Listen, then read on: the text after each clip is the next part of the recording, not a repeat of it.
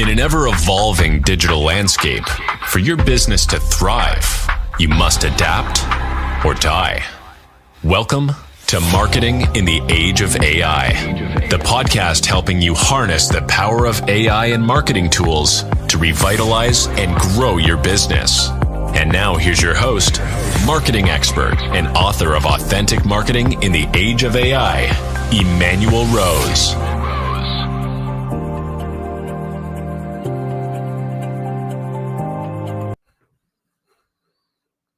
Welcome to this episode of Marketing in the Age of AI. Today, we are going to have a conversation with an incredible guest, Eric McHugh. He's a serial entrepreneur and a visionary technologist whose vision is to build innovative tools that enhance the world. Eric's journey is fueled by curiosity, impact, and commitment to innovation. Join us as we explore the intersection of marketing and AI through Eric's unique lens. Eric, thanks for taking some time to dig into this with me. Yeah, man, of course. I'm happy to be here. Yeah, man. So give me an idea of some of the projects you're working on right now that involve AI and some of it. Sure. So in terms of AI, I'd say AI is pretty integrated in my life. So there's very few tasks I do without AI, just because I think it's just a great way to leverage your natural skills. But specifically, I'm involved with two projects. The first is Aces.fun. That's a RWA marketplace for e-commerce products. The platform's about to go live, and we'll have an AI agent, salesperson sort of feature. So that integrates AI a bit. But the main one I'm working with right now is dating, and that's the first ever AI-powered matchmaking service. So what we do is we auto-generate dating profiles based on a user's digital footprint and chat history, and then create matches based on that user's digital footprint and chat history, with the goal of putting people in a good position where the match actually works because the back end is there. Yeah, well, that's cool. So like the chat history from where? From Twitter and Reddit, or what are you pulling from? So there's two chat histories. So like we pull data from a bunch of different sources like Gmail, Pinterest, Twitter, photos, all that good stuff. And let's say you were to create an account on dating, you'd connect your social media sites. It would scan you and create a giant list of tags based on your personality. Like let's say you're really into reading. Okay, great. 0.9 correlation to reading. Okay, this girl is really into meditation. There's a pretty high correlation between those two, and it matches based off of that. The chat history we're talking about is Cupid. So Cupid is our AI agent. So you go like, hey, Cupid, I'm looking for a girl who's in her 30s, into fitness, into reading, into all that stuff. It finds you a person based on what you're recommending, and then it updates itself to update your profile. So like, okay, he's looking for this type of person. He's into a long-term relationship. Let's update that. It's like, oh, what are you doing today? I'm going to hike. Great, let's update that. So it's a way to keep your profile updated. So it's a dynamically updating profile. Oh, love that. That is super innovative. How long has that been online? So the app has been live in the Apple App Store for around 3 months, but the project's been in the works for around 2 years. Because obviously, it doesn't go live immediately. Yeah, there's a bit of beta testing that has to happen to make sure it all works, right?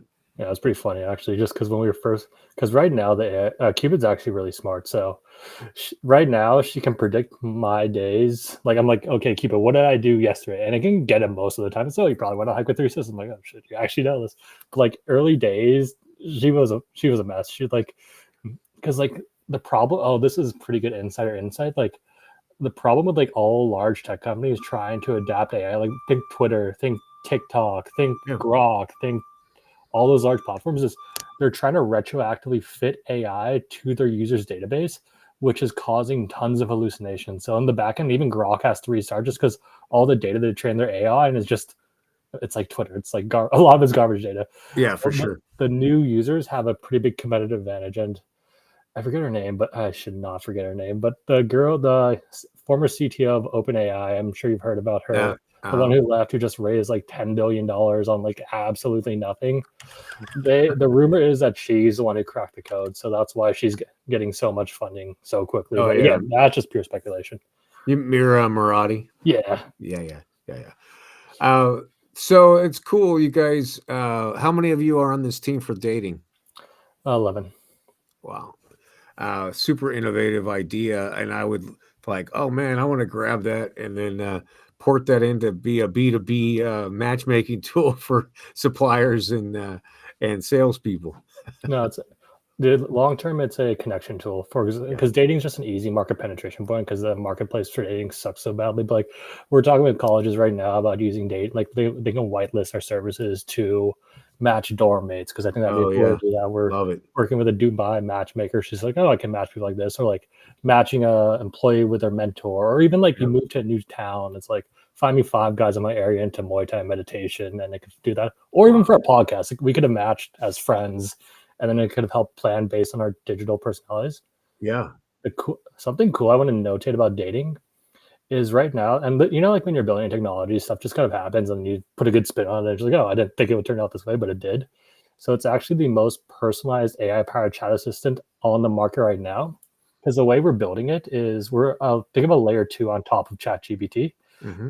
Other software system becomes better or more compatible with us. We could just simply port over, but ChatGPT is clearly the winner. But like the issue with ChatGPT is like, more and more people are using it for pretty much everything, like marketing or even like human to human advice. Is like, hey, here's a screenshot of the girl I'm talking to. What should I do? It gives the user an answer, and the user's like, oh, this answer is amazing. It's fantastic. But they're saying that because it's just a mirror of what they're saying. So ChatGPT is answering based on what it knows about you. So it's giving you an answer that it thinks you would like. Right. But with dating, if you were to ask about like your partner, like it could be a new match, it could be an old partner, it could be a friend, it really doesn't matter. It takes into account both user profiles instead of just one, so it makes it more accurate. That's interesting. Is there a way to create a custom GPT so I can put in my past relationships and what I did and didn't like about that person? In the future, we thought about that, but right now, I mean, it's great that you want to do that, but the average user is definitely just not going to want to do that. So we want to keep it as simple as possible. But we're definitely going to create a simple way for you to describe your past relationships and all that stuff, just because that helps better match anyways. Yeah, no, that's a great idea. And let's see, have you used it for yourself? So I don't use it for myself because I feel like I have honestly, I have an unfair advantage on the app. So I don't. I make sure everyone has a good time on the app. So I play the role of support chat. It's like, here, walk me through the app. Do you want me to actually walk you through the app? And here, at Cupid, we can do all these fun things. I use it with my friends, but we use it kind of to make fun of each other. So like we're in a friend group chat. So like I like anime. It's my nerdy hobby. So like, hey, which anime character are we both like? And low-key, it recognizes me at the creator, so it gives me like the best description ever. It's like, you're a mix of Aragorn, Legolas, and Gandalf. And my friend's just like Ghibli, and it's like, well, AI approves of it. That's the main reason I use it. Yeah, I love it. What are you doing right now to market the app? Let's talk about that a little bit. So in terms of marketing the app, it's a pretty weird app to market. So we're doing a 2-pronged approach. One is centralized in LA or SoCal, but more focused on LA, just because that's where the team is from. And obviously, if you match someone in LA and New York, it's cool and all, but it's generally pointless. So we're focused on the LA area. We're focused on in-person events. We have a lot of luck with. I've spoken at a bunch of colleges in entrepreneurship, so we have people on the ground doing in-person interviews. Obviously, we're enhancing AI videos, but like anyone can make that right now. And we're going to follow the in and out method, meaning like we're going to focus city by city. Where it's like, okay, like if there's a drive within driving distance, that's where we're going to move up. But our second approach is more global or more national. And like podcast, an example of this is like we're seeing where people naturally, organically sign up, and then using that as a heat map on where to go to the next map. So like for what like I think our third most city is probably Nashville, and we're like, okay, well, New York is obviously the second most city, but that's pretty crowded. Nashville could be cool because people are actually organically doing it. Yeah, that's cool. I love the idea of doing events. What are you doing as the entertainment or the fun at those events? So I've been going to a lot of entrepreneurship events and just getting those people on. Like, hey, find your match here. You never know, the person might be here, or you guys are already together. Match with each other and play around with the app. I like food-based events. So like here's a donut. Sign up with the app. But we're partnering with like matchmakers and events like this, and specifically different cities where it's like, oh, like city of Glendale, they want to bring tech entrepreneurs to themselves. Okay, well, you can do an event at Tech Week. Okay, what can we get there? Oh, you can have access to this. You can have access. Here's partners for the food startup. They have a food startup that kind of does Uber for food. They have this venue. You can work with them. You can match with them. Great. To get into the food venue, to get free food, you have to have a wristband. How do you get the wristband? You have to download both apps, stuff like that. Yeah, that's cool. I think this app though is going to be honestly like maybe going backwards a bit because I think there's going to be so much AI. I think soon AI video content is going to be indistinguishable from everyone else. For And I sure. think, and once that happens, I think people are going to go back to podcasts and more authentic content because like, oh, enough of this. But I think the killer thing for this app is going to be UGC, just people creating it and talking about it. So like we're building out our content creator program. So we probably like I have an application process. So like it's like, hey, what's your social media followers? How do you want to market the app? So we have around 500 to 600 people on that application process. And once we can just bring them in one by one, they'll get a ton of UGC. They post on their different channels and we see how it works on that sense.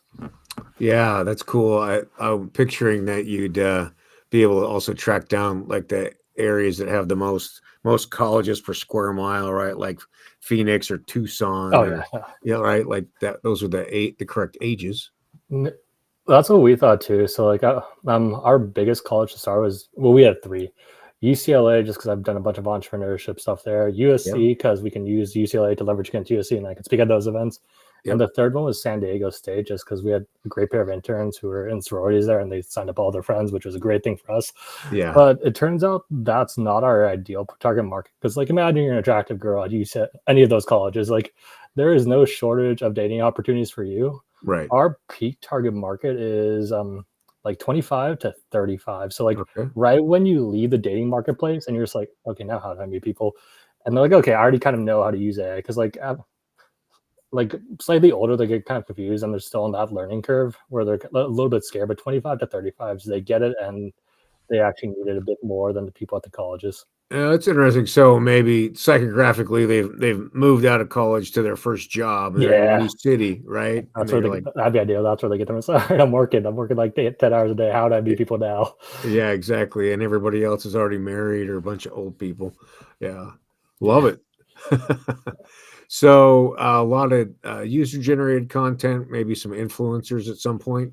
Yeah, no, I personally like so I've in the past I've built software that tracked referral codes and this aka like do the influencers actually produce and it turns out Yeah. they don't really produce. So our strategy for getting so I don't person I'm don't get me wrong, if like a person with like 1 million followers wants to start posting about us, that's great. But I know the return on investment's not, especially they're gonna be like, oh, can I have $10,000 for a post? Oh great. Because I've done that with sales. Like, can I have $10,000 for a post? Yeah. How many sales do you get? Well, it's not about the Right. sales. Well, it's like, well, it's kind of about the sales. Right. So our strategy is, or my strategy for content creators is we want to find ideally below 10K.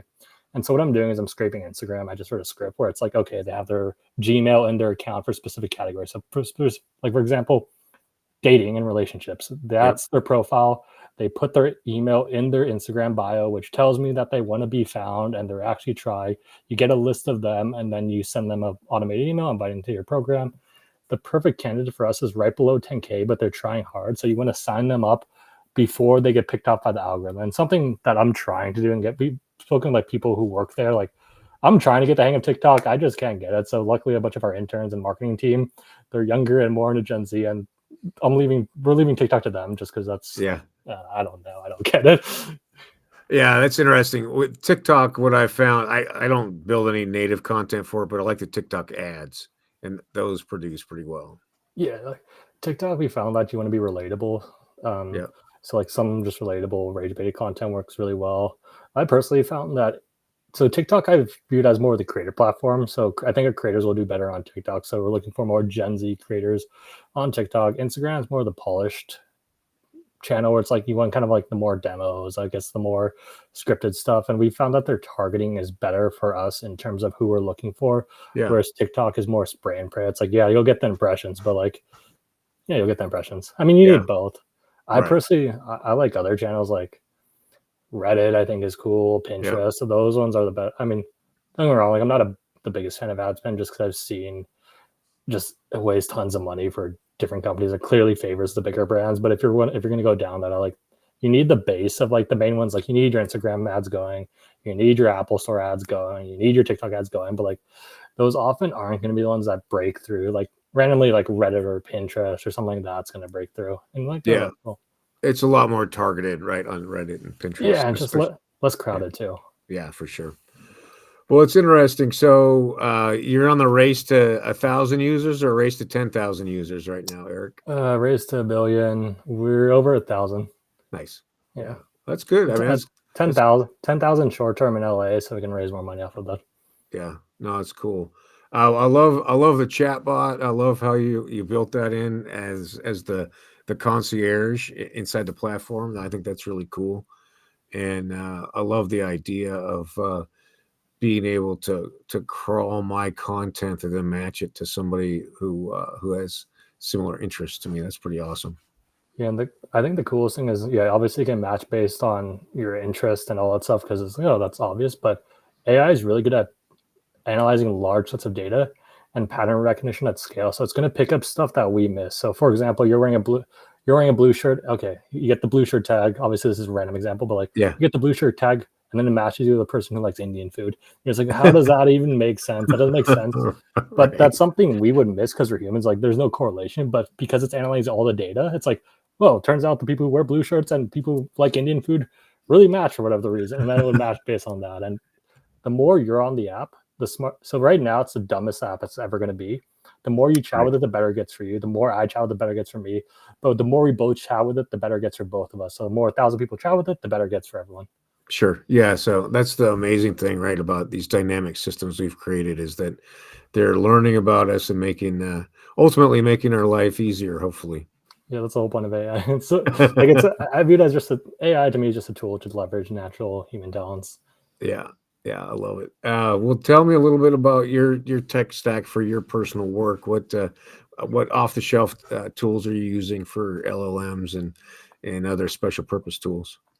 So in terms of just straight ChatGPT, my main use case is ChatGPT, the paid version. The reason I use ChatGPT, not DeepSeek, not Grok, not anything else, is just because I spend so much time because AI a lot of the times is the name of the game is prompting. And Yep. so I spend so much time prompting Cupid within ChatGPT. So like there's one thing to prompt it to tell you to do something, Yeah. but it's another thing to prompt the AI itself to deal with other person's prompts. So it gives you an extra layer of just Oh, yeah. experience. So like I just naturally am much better at ChatGPT, even though like Rock may be better for coding, DeepSeek may be better for research, honestly, they are probably better for research. I've just spent so much time on ChatGPT. I'm so familiar with them, just so much better at it. So I Yeah. stick with that. In terms of video, I think AI video is pretty cool right now. So we're using that to create creative ads. VO, I think Google's won that. So I've created like 5 to 10, like 5 different because students get it for free from months. I got a bunch of different IDs from students and emails. So now I have 5 different accounts. I'm just constantly cranking out video. Nice. I tried all the other video services like Creo One, like all the different models. Google's just far superior for my personal uses. Coding wise, I think Cursor crushes it, but Yeah. again, there's thousands of different services. You just have to mess around and find what works best for you. So for me, ChatGPT, Cursor, Veil. Nice. Love it. Well, Eric, I'm a fan of your work, even though I'm not a part of your target market, but I think it's a really smart use of the technology. And I'm hoping, I'm certain that you're going to have good luck because you got a solid plan for attribution of your spend. And Yes. you're off to the races already with a good number of users in a short amount of time. So thanks for that contribution. People want to get in touch with you and have a conversation. How do they do that? Well, the best way would be to check out Dating Itself on the App Store, DATAING, and then find me on the app, and then we can match and play with it. But LinkedIn or Instagram, if you actually want to connect and match on a more personal level, or if there's anything I can do to help, just reach out on either platform, and I'll do what I can. All right, man. I really appreciate your time today. Thanks for sharing the story. And hang out for me while I close this out. All right. Cool. All right. It's cool. Eric McHugh dating app. Check it out. Even if you're not in the market, it will give you an opportunity to see a smart application of the AI tools we have, and it might trigger you to have an idea how you could do something similar in your space. I appreciate you tuning in today. I hope you got some value, and I also hope that you take some time to either find a new tool or learn how to use an existing tool like chat to free up 5 to 10 hours of your work week, and then use that time to spend with your friends, your family, or to get outside and enjoy nature. This is Emanuel Rose, Marketing in the Age of AI. Thanks for listening to Marketing in the Age of AI. Be sure to subscribe wherever you heard this podcast so you never miss a future episode. Your copy of Authentic Marketing in the Age of AI is available at Amazon.com or EmanuelRose.com. You can also connect with Emanuel on LinkedIn. Thanks again for listening, and we'll see you next time.